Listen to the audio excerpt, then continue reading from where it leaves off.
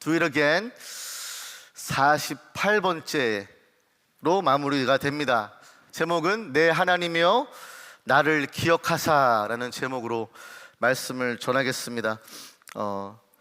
느헤미야서를 이제 마무리하려고 하니까 저도 되게 마음이 싱숭생숭해요. 여러분, 제가 얼마나 많은 시간을 느헤미야서 말씀을 상고했겠습니까? 지난 48주를 준비하면서 아마 셀 수 없을 것 같아요.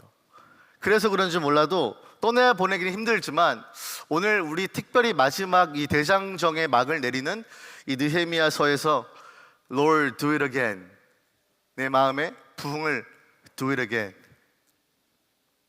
라는 그러한 부흥의 갈망이 우리 옛 삶에 회복되기를 주님의 이름으로 축복합니다.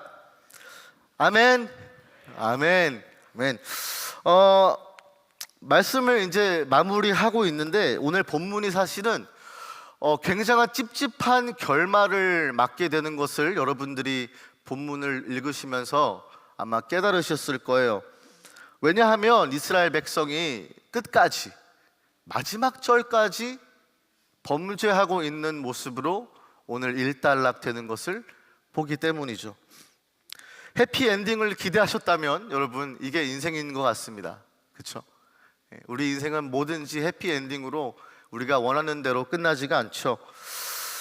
그래서 여러분, 오늘 말씀을 좀 보면서 나의 인생을 한번 돌아보면서 해피엔딩을 원하는 사람들과 행복을 추구하며 살아가는 우리 인생은 맞지만 그 안에서 내가 주님과 동행한다면, 주님이 나와 함께 하신다면 그것이 가장 복된 길이다라는 그런 마음으로 오늘 말씀을 함께 무겁게 받았으면 좋겠습니다.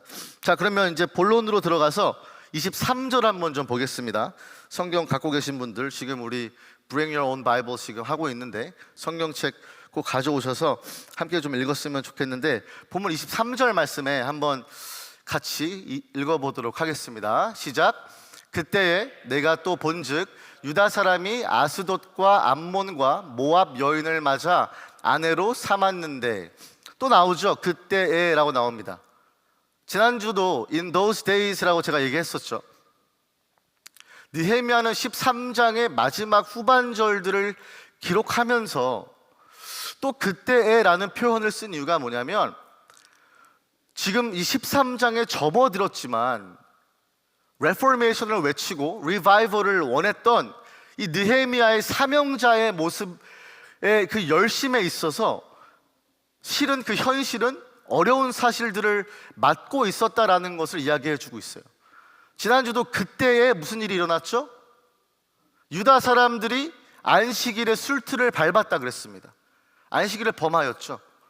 그런 것처럼 지금 느헤미야가 말하는 게 뭐냐면, 또 그때에 in those days 마치 개혁된 것만 같고 내 안에 부흥이 임한 것처럼 느껴졌을 법한 in those days, 그때 또 어려움이 찾아오는 것을 우리가 발견을 하게 됩니다. 그러니까 도미노 에펙트 얘기했었죠. 하나가 넘어졌는데 또 하나가 넘어져요. 근데 눈덩이 같이 이게 굴러가서 점점 커지고 있는, 종잡을 수 없는 사건까지 지금 다다르고 있는 또 다른 죄악의 클라이맥스를 찍고 있는 것이겠죠. 근데 뭐가 문제입니까? 오늘 본문 23절 보시면 뭐가 문제죠? 어떤 죄를 짓고 있죠? 이스라엘 자손들, 유다 사람들이 이방 여인들과 통혼, 인터메리를 하고 있다라고 이야기하고 있습니다.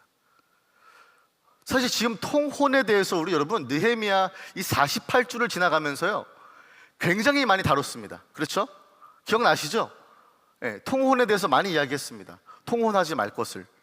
그런데 역시나 바로 이방 여인들을 아내로 삼는 이런 어려운 환경을 다시금 만나게 돼요. 제가 이미지 하나 보여드릴게요. 제가 보여드린 이미지를 짜잔 하고 보시면, 땡큐 미디어 팀, 보시면 중간에 있는 게 예루살렘 성이잖아요. 그렇죠? 그래서 그 북쪽으로는 호론 사람 산발랏, 가장 큰 대적자였죠. 그리고 어디죠? 이 동쪽이었던 암몬 사람 도비야 사건 기억나시죠? 13장 시작할 때 뭐가 있었냐면 도비아, 이 암몬 사람 도비아가 성전에서 큰 방을 차지하고 있었기 때문에 내쫓아 버린 상황이 나오죠. 그리고 뭐 게셈 사람 밑에 남쪽에, 그리고 오늘 좀 우리가 유심히 봐야 될 족속이 누구냐면 제 서쪽에 있는 저 지중해를 끼고서 살고 있었던 아스돗 사람들입니다. 아스돗 사람들이 여러분 예루살렘과 접경에 같이 접해 있는 그런 나라였고 족속이었어요. 그러니까 사실 그 싸움 바운더리가 있지만, 어떤 휴전선으로 그어놓은 선은 있지만, 사실 그들의 교류가 경계선 안에 있었던 아주 위태위태한 그런 관계였을 것이죠. 그래서 아스돗 사람들의 사실은 그들의 선조가 누구죠? 블레셋 사람들입니다. 블레셋, 필리스틴스. 그래서 블레셋 사람들은 여러분 여호와 하나님을 섬기는 자들이었나요? 아니죠. 성경을 좀 아시는 분들은 이 블레셋 사람들은 바알과 아스다롯을 섬겼던, 우상 숭배하던, 그리고 여러분 아시죠? 다윗이 이거 물매 확 던져가지고 필리스틴, 그 블레셋 장군 누구죠? 골리앗을 때려 눕히지 않습니까? 그러니까 이스라엘 백성들을 끊임없이 괴롭혔던 족속이 바로 블레셋이에요. 그런데 문제가 등장을 하죠. 경계선과 접정해서 살다 보니까 서로 간의 교류가 은밀하게 벌어지고 있었고, 그러한 접점으로 인하여서 무슨 일이 벌어졌죠? 아스돗 사람의 아내들을 하나님의 선민 백성, 택하신 백성이었던 이스라엘 자손들이 아내를 삼게 되었다라는 것을 오늘 본문 23절에 기록되어 있는 것이에요. 그런데 오늘 말씀은 통혼에 대해서 저는 뭐 또 말씀을 드리겠지만, 이 통혼이 가져오고 있는 큰 부작용이 있었습니다. 사이드 이펙트가 있었어요. 그게 뭐냐면 오늘 24절에 나옵니다. 이스라엘 백성들과 아스돗, 암몬과 모압 아내로 맞아서, 아내로 맞으면 여러분 뭐가 탄생하죠? children, 자녀가 탄생이 되죠. 24절 말씀 보십시오. 그래서 이제 느헤미야가 이 자녀들에 대한 경각심을 일깨워주고 있는 거예요. 24절 말씀 제가 읽어드립니다. 그들의 자녀가 아스돗 방언, language of Ashdod 나오죠. 절반쯤은 하는데 유다 방언, 히브리어겠죠.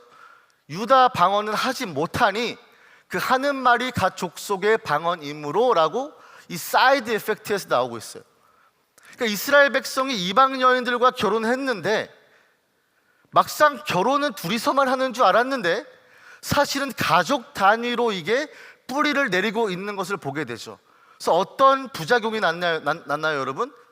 그들의 자녀가 히브리어를 하지 못하고 아스돗 랭귀지를 하게 되었다는 것을 느헤미야는 발견을 하게 돼요. 지금 당장 읽지는 않겠지만 느헤미야가 이걸로 인하여서요, 처음 1장부터 13장까지 둘러봐도 이렇게 열받아 있는 느헤미야를 발견하지 못할 정도로 느헤미야가 격분을 합니다. 격분을 해요. 감정이 폭발할 정도로.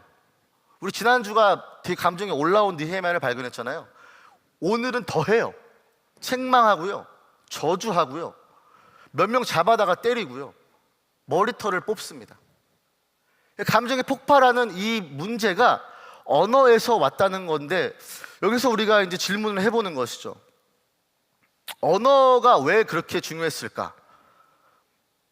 이 부작용이 무엇이었길래 느헤미야는 이렇게 격분을 했고 느헤미야 13장 마지막 후반절에 기록이 되었을까? 여러분 또 궁금하지 않지 않습니까? 24절에 보면요, 아스돗 방언만 나오잖아요. 성경을 한번 보십시오. 제가 거짓말 하는 게 아니에요. 24절을 보시면 아스돗 방언만 유독 언급을 해요. 근데 23절에 어디 족속들을 아내로 삼았다 그랬죠? 아스돗뿐만 아니라 모압과 암몬 아내를 삼았다 그랬잖아요. 그런데 이상하게도 24절에 아스돗 방언만을 지적을 하고 있습니다. 왜 그럴까요? 제가 찾아봤어요. 왜 그럴까? 왜냐하면 주석가들은 이렇게 추측을 하는데, 히브리어가 그 당시에 암몬과 모압이 사용했던 이 세미틱 랭귀지라고 해서 보통 이런 거죠. 셈어라고 합니다. 셈어. 셈어가 그 당시 고대 근동에 있었던 이 특별 지역에 있었던 언어였는데, 이거는 이 랭귀지가 히브리어가 그리고 아랍어, 아람어 이렇게 세 가지 이 언어가 굉장히 similar, 유사했다고 해요. 그래서 일부러 느헤미야는 모압과 암몬이 사용했던 셈어에 대해서는 언급을 하지 않고, 반대로 아스돗, 블레셋 사람들이 사용했던 언어는 뭐였냐 봤더니 하머 계통의 랭귀지였대요. 하머는 어디서 오는지 봤더니 이집트에서 온 랭귀지였어요. 그러니까 무슨 말이냐면, 쉽게 말하면 약간 우리가 스페니쉬 할 때도 어떤 단어가 영어랑 되게 흡사한 거 여러분 아시죠? 그렇죠? 그런 것처럼 우리가 어떤 지역에 있어서 단어가 유사점이 있는 랭귀지가 있을 때는 히브리어라든지 자기의 고유 랭귀지를 잃어버릴 수 있는 확률이 많이 없으니까 느헤미야는 그 비슷했던 세머, 모압과 암몬의 랭귀지는 배제하고 아스돗 랭귀지를 얘기했던 거예요. 아스돗은 무슨 랭귀지였죠? 이집션 랭귀지였어요. 그리고 필리스틴 랭귀지였어요. 그러니까 이 랭귀지가 달랐다는 점에서 느헤미야는 좀 집중을 하고 있는 거예요. 아스돗 방언을 했는데 유다 방언을 못하는 백성들, 자녀들이 나타나기 시작했다는 것이죠. So who cares? What's the big deal? 라고 할 수 있죠. 여러분, 전 세계에는요 대략 7,000개의 언어가 있다고 해요. 네, 7,000개 언어. 그렇게 보면은 What's the matter? 뭐 다른 사람 랭귀지 하는 게, 나도 바이링구얼인데 그럼 나도 영어하고 한국어 하면은 is that a problem? 이렇게 얘기할 수 있잖아요. 그렇죠? 그게 아니라는 거예요. 왜냐하면 이 랭귀지라는 것 자체 안에서 신앙심에 기반한 랭귀지였기 때문에 느헤미야는 격분했던 거예요. 제가 그래서 좀 찾아봤습니다. 언어가 무엇이길래 느헤미야가 deep 빡 했을까? deep, 예? 저주하고 책망하고 때리고 머리털 뽑아버리는 거 여러분 보셨어요? 이거 좀 어이가 없잖아요, 그렇죠? 제가 그래서 봤어요. 언어를 공부했어요. 목사하기 힘듭니다. 설교 준비하려면은 하버드 리포트도 봐야 되고, 사이언티픽 통계도 봐야 되고, 책도 읽어야 되고, 영화도 봐야 되고, 바쁜데 제가 그래서 봤어요. 뭐 하버드나 뭐 스탠포드에 나오는 언어에 대해서 공부한 사람들의 내용을 봤더니 그렇게 얘기하더라고요. 언어는, 랭귀지는 의사소통, 커뮤니케이션을 그냥 어떤 그런 매개체를 넘어서 생각하고 인지하는 cognition, 이런 것들을 정리하는 프레임을 만들어준대요. 틀을 만들어준대요. 그래서 언어는 단순히 내가 생각하는 것을 뭐 이렇게 구성하는 것뿐만이 아니라 내가 결정짓는, 제시하는 결정권 안에 있는 것까지도 언어를 통하여서 우리가 제시하게 된다는 거예요. 제가 좀 더 풀어드릴게요. 무슨 말인지. 그러니까 무슨 말이냐면, 언어의 구조, 만약에 뭐 문법, 어휘, 표현 방식, 이런 것들을 우리가 사고하는 방식이 언어에 통하여서 문제를 접근하는 방식과 영향을 주고 있다는 거예요. 근데 이게 말이 돼요? 우리 믿는 사람들은 여러분 어떤 언어를 배우고 있죠? 성경이라는 하나님의 말씀을 배우고 있잖아요. 근데 믿지 않는 사람들이나 비신자들은요, 하나님의 말씀으로 받지 않기 때문에 이거를 그냥 좋은 어떤 wisdom literature, 아니면 어떤 좋은 훈계를 주는 지침서 정도로 생각할 수 있죠. 어떤 fairy tale. 근데 믿는 사람들은 문제에 접근하는 방식이 달라요. 믿지 않는 사람들은요, 인생에서 어려움을 만나면 어떻게 문제에 접근을 하죠? 내가 가졌던 경험, 지식, 세상이 말하고 있는 방식들을 취해서 결론을 냅니다. 그렇죠? 근데 믿는 자들에게는 좀 다르게 방식을 접근을 하죠. 뭘 하죠? 우리가 상상하지도 못하고 어려운 환경을 만났을 때 우리는 뭘 하죠? 말씀 보고 기도합니다. 그러니까 우리가 언어에서 나오는 사고하는 이 인지력이 사실은 우리가 어떤 인생의 문제를 접근하는 방식이라든지 인생을 대하는 태도라든지 나의 정체성을 사실 그것의 언어에서 근간을 두고 있다고 얘기해요. 그래서 이런 유명한 말이 있죠. 짜잔. 오케이, 아우 할렐루야. 네. Words don't describe reality. They create it. 말은 단지 현실을 묘사하는 것이 아니래요. 그것을 만들어낸대요. 말하는 대로 이거 노래 들어보시죠. 말하는 대로 몰라요? 네, 여러분 말하는 대로 말에는 힘이 있잖아요. 말에는 힘이 있어요. 언어에는요 힘이 있어요. 포스가 있어요.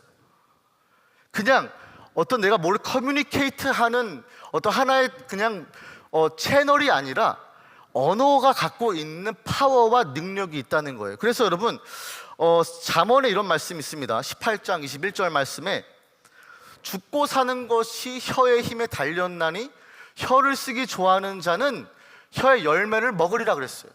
무슨 말입니까? 너가 쓰는 언어와 너가 쓰는 말에 대해서 죽고 사는 문제가 달렸다는 거예요. 이거 말이 우리 많이 보게 됩니다. 요즘 시대에 극단적인 선택을 하는 연예인들을 많이 보죠. 근데 그들은 악플과 댓글, 이 말들을 통하여서 극단적인 선택까지도 가기도 합니다. 맞죠? 누구 한 사람을요 세울 수 있게 하기도 하고요, 누구 한 사람을요 처참하게 비참하게 무너뜨릴 수 있는 게 언어고 말이라는 거예요. 사도 바울이 이런 말을 하지 않습니까? 에베소서 4장 29절 말씀에 이런 말씀이 있습니다. 무릇 더러운 말은 너희 입 밖에도 내지 말래요. 하지만 오직 덕을 세우는데 소용되는 대로, 그게 뭐냐면 무슨 말이냐면 적절한 때에 선한 말을 하여 듣는 모든 자들에게 은혜를 끼치게 하라. 아멘이십니까? 여러분, 그러니까 여러분 언어 생활과 습관들을 보셔야 돼요. 내가 예수 믿는 자인데 내 언어가 바뀌지 않았으면요, There's something there.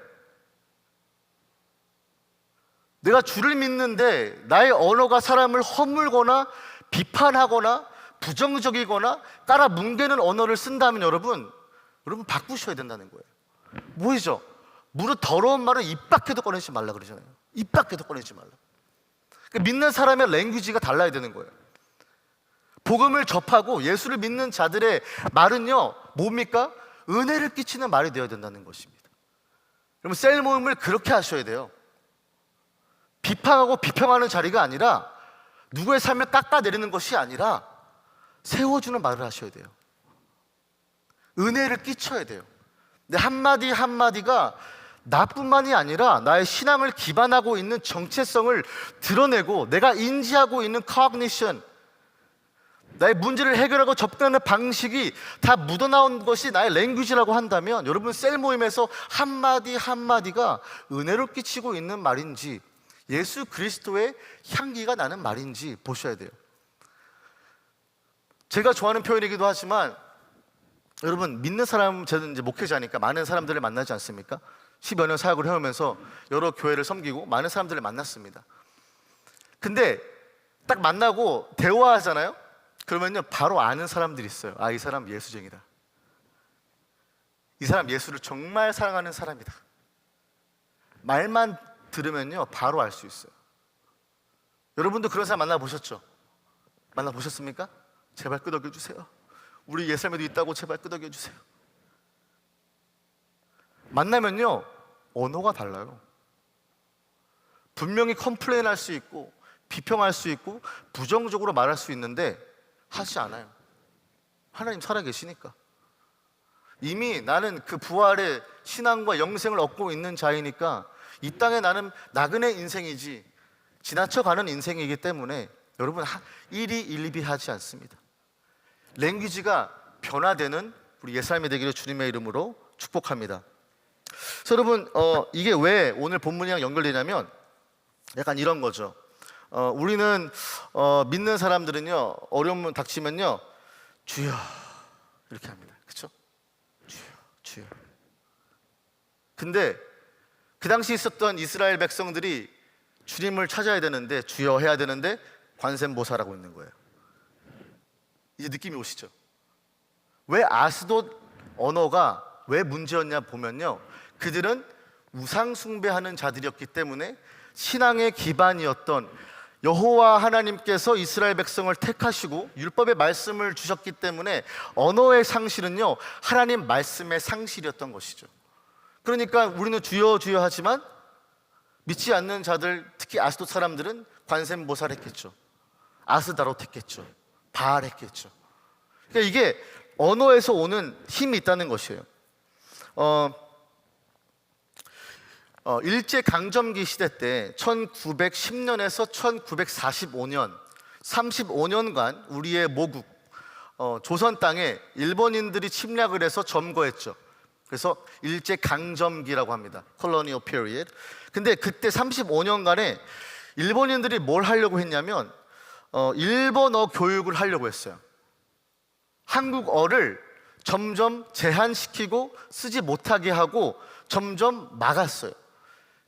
왜냐? 언어에는 민족성이 있기 때문이죠. 언어에는 나의 정체성이 있기 때문이죠. 그래서 여러분, 이 영화 아시는지 모르겠지만 말모이라는 영화가 있습니다. 한번 제가 이거 영화 보신 분 있으세요? 네, 한번 나중에 한번 보세요. 수길이 봤구나. 손까지 들었어. 말모이 한번 보세요. 이게 일제 강점기 시대 때 우리의 조선말, 우리의 말들을 모은 어떤 사전을 편찬하기 위해서 독립운동가였던 이극로라는 선생의 모티브를 가지고 만든 영화가 바로 이 말모이예요. 그런 걸 보면서 저는 이런 생각이 들어요. 한 나라가 다른 나라를 침략해서 그 민족성과 그들의 독립 정신을 지우기 위해서 한 것이 언어를 말살하는 것이었다면, 와, 우리 믿는 자들에게 언어가 생각보다 중요할 수 있겠다라는 생각이 드는 거예요.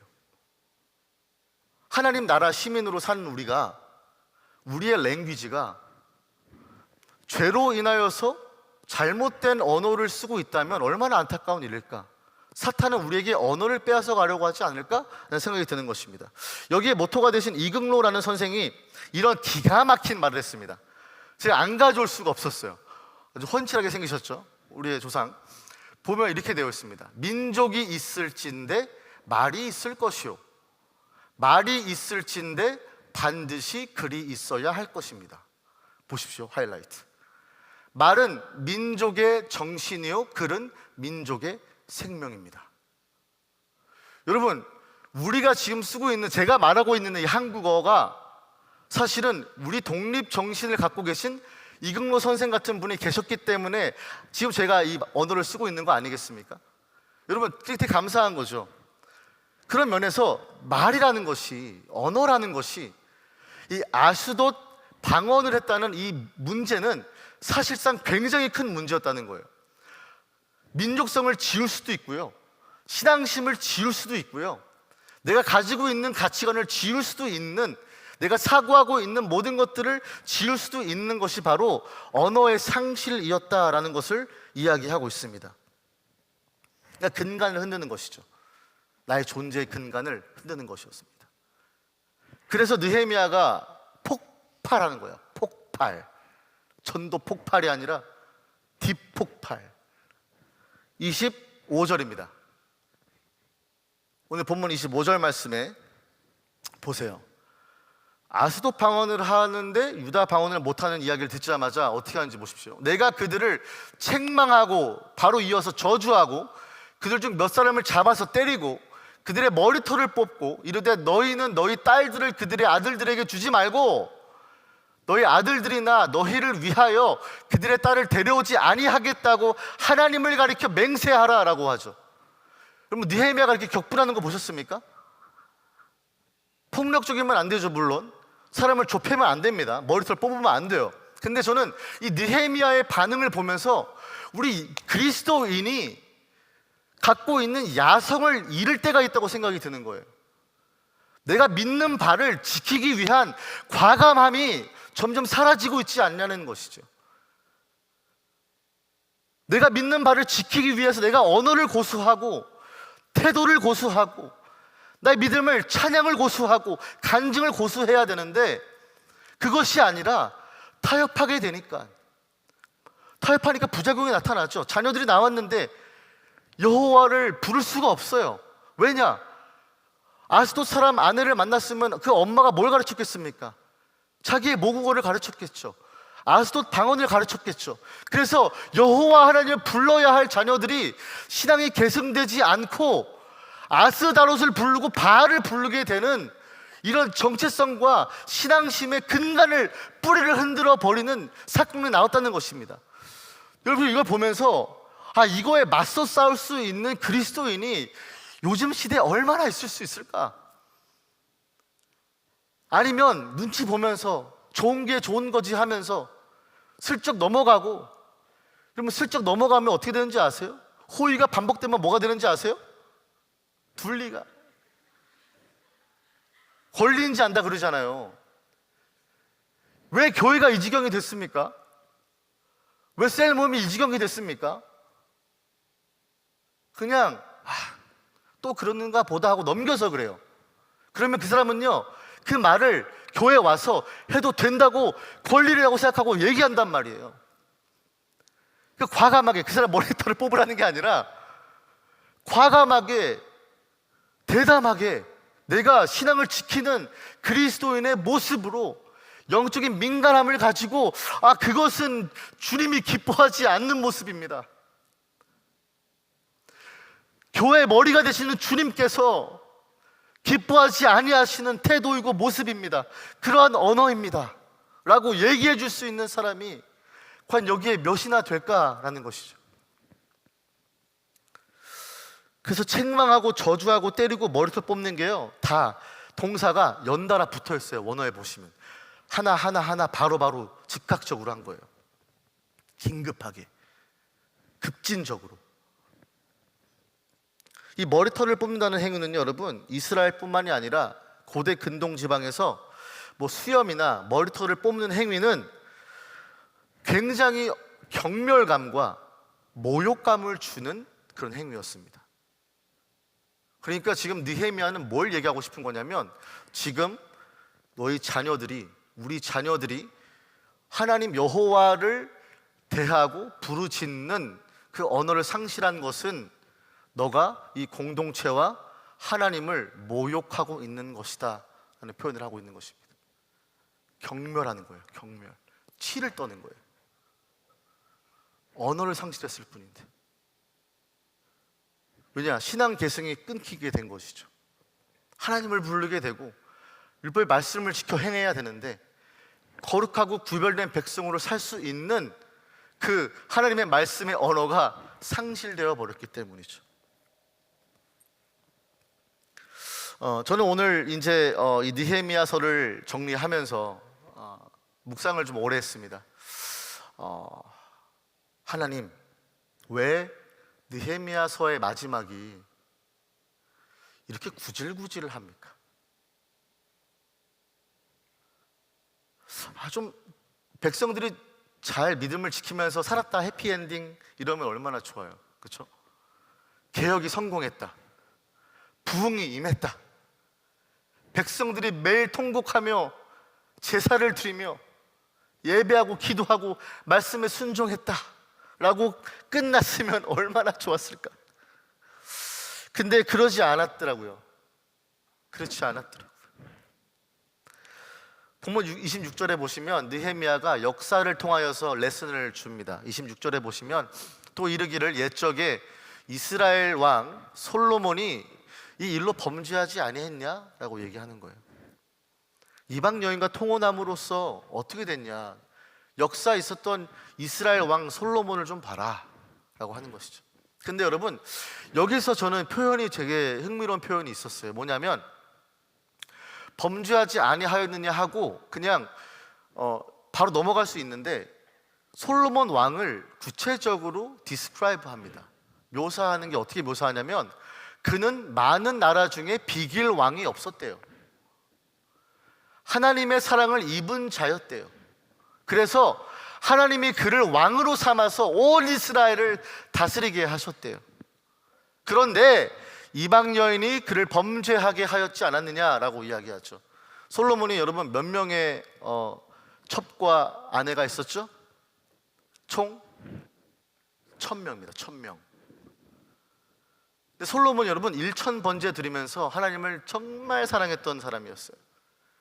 하나하나 내어줄 것이 아깝지 않을 정도로 하나님을 사랑했던 사람이고, 하나님의 성전을 지었던, 그래서 나오잖아요. 그 많은 나라 중에 비길 왕이 없었다. 지혜의 왕이었다. 하나님의 사랑을 입은 자였다.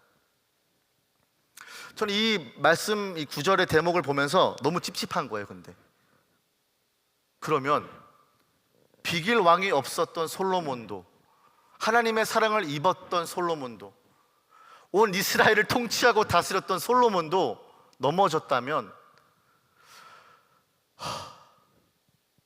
우리 인간에겐 소망이 있는 건가? 느헤미야 13장을 마무리하면서 해피엔딩이 아니라 배드엔딩을 보면서 인간에겐 소망이 있는 것일까? 전 느헤미야가 일부러 솔로몬 왕을 언급했다고 봐요. 그리고 일부러 구체적인 저 모디파이어를 쓰면서 비길 왕이 없었고 하나님의 사랑을 입었던 자다. 그런 왕도 넘어질 수밖에 없었다. 전 그러면서 오늘 말씀을 이제 정리하게 되는데, 이 찝찝함을 가지고서는 계속 묵상을 했습니다. 하나님, 그럼 여기서 주시는 메시지가 뭡니까? 느헤미야서를 마무리하면서 뭘 주시려고 합니까? 패배감입니까? 너네 실패할 거라는 비관적이고 암울한 우리의 미래를 얘기하고 있는 것입니까? 아니더라고요. 느헤미야의 개혁이 실패했기 때문에 느헤미야서가 가리키는 건 뭐냐면요, It's begging for a savior. 인간에게는 소망이 없으니까 나를 구원할 수밖에 없는 구원자가 필요하다는 것을 느헤미야서는 종교를 찍는 거예요. 아, 그렇지. 비길 왕이 없었던 솔로몬이 넘어졌지. 다윗 왕, 그렇게 이스라엘 백성들이 찬란하고 가장 잘 나갔던 시절의 왕도 밧세바를 범함으로 넘어졌지. 그런 사람이 넘어진다면 하물며 나 같은 사람은 넘어지고 낭망할 때마다 패배의식에 갇혀서 나는 아무 쓸모짝이 없는 그런 죄인이구나 라는 패배감에 쌓이는 것이 아니라, 반대로 느헤미야서가 역설적으로 얘기하는 게 뭐냐면 나의 힘으로 안 된다는 것이죠. 너의 소망은 너 안에 있는 것이 아니라는 것이죠. 그럼 어디에 있는가? 유일한 하나님의 아들 예수 그리스도에게 있다는 것입니다. 믿으십니까? 그래서 여러분, 느헤미야가 마지막에 계속 기도를 해요. 13장 보시면요, 세 가지의 사건이 연달아 터지는데 계속 느헤미야는 마지막에 기도로 끝나요. 도비야 사건 때 기도로 끝나요. 안식일 범했을 때 기도로 끝나요. 오늘 마지막 31절도 느헤미야는 기도로 끝나요. 왜? 지금 있는 백성의 시츄에이션이 기도가 아니고서는 어떤 소망도 없다는 것을 깨달았기 때문이죠. 근데 어떻게 기도합니까? 내 하나님이여 나를 기억하사 복 주시옵소서. 이게 여러분 기복신앙이 아니라 나 복 주세요 이런 것이 아니라 나를 긍휼히 여겨달라는 말씀입니다. 전 여기서 느헤미야가 무엇을 바라봤을까? 하나님밖에 나의 소망이 없습니다. 내가 개혁을 하려고 불철주야로 뛰고 달렸는데 외벽도 짓고 백성들에게 제사하자 그러고 책망도 하고 머리털도 뜯어봤는데 인간에게는 답이 없다는 거예요. 사람에게는 어떠한 소망이 없다는 거예요. 나 자신을 살릴 수 있는 어떠한 의로움이 없다는 거예요. 그래서 내 하나님이여 나를 기억하여 주옵소서. 이사야 50장 6절에 보면 이런 말씀이 있습니다. 메시아적 예언이거든요. 이사야 50장이 메시아적 예언 중에서도 고난의 종이라는 신학적인 컨셉을 가지고 이 이사야가 예언한 말씀인데 이런 표현이 있습니다. 나를 때리는 자들에게 내 등을 맡기며 나의 수염을 뽑는 자들, 힌트, 나의 수염을 뽑는 자들에게 나의 뺨을 맡기며 모욕과 침뱉음을 당하여도 내 얼굴을 가리지 아니하였느니라. 말씀을 이제 마무리합니다. 이 수염을 뽑고 경멸의 대상, 모욕감을 주는 행위가 누가 당하셨는지 봤더니 우리 예수님이 당하셨더라고요. 왜냐하면 우리에게는 나를 살릴 수 있는 소망과 능력이 전혀 없다는 것을 하나님은 아시고 그 아들을 십자가에서 전혀 아끼지 아니하시며, 근데 그 예수님이 오셨을 때 나를 때리는 자에게 자기 몸을 맡기셨대요. 나의 수염을 뽑는 자에게 뺨을 갖다 댔대요. 침 뱉는 자에게 얼굴을 피하는 것이 아니라 갖다 댔대요. 우리에게 복음이라는 소망의 언어를 주시려고 우리 주님은 침묵하셨습니다.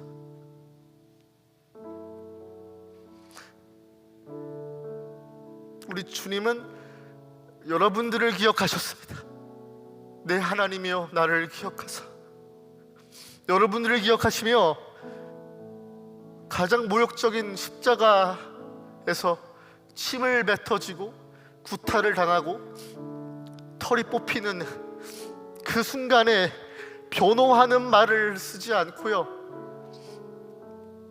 다 이루었다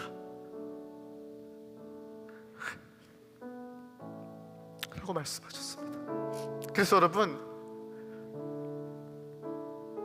로마서 10장 9절에서 10절 말씀에 언어가 회복되는 소망과 그 구원을 이렇게 선포합니다. 네가 만일 네 입으로 예수를 주로 시인하면, 말하면, 컨페스하면, 또 하나님께서 그를 죽은 자 가운데서 살리신 것을 네 마음에 믿으면 구원을 받으리라. 사람이 마음으로 믿어 의에 이르고 입으로 시인하여 구원에 이르느니라. 주의 이름을 부르는 자는 구원을 받으리라. 우리의 언어가 상실되어 버렸을 때, 탄식과 고통과 신음으로 나의 소망의 말이 끊겨버렸을 때, 우리 예수 그리스도께서 여러분들을 기억하시며 침묵하셨습니다. 이 시간 함께 기도하면 좋겠는데, 눈을 감으시고 한번 기도합시다.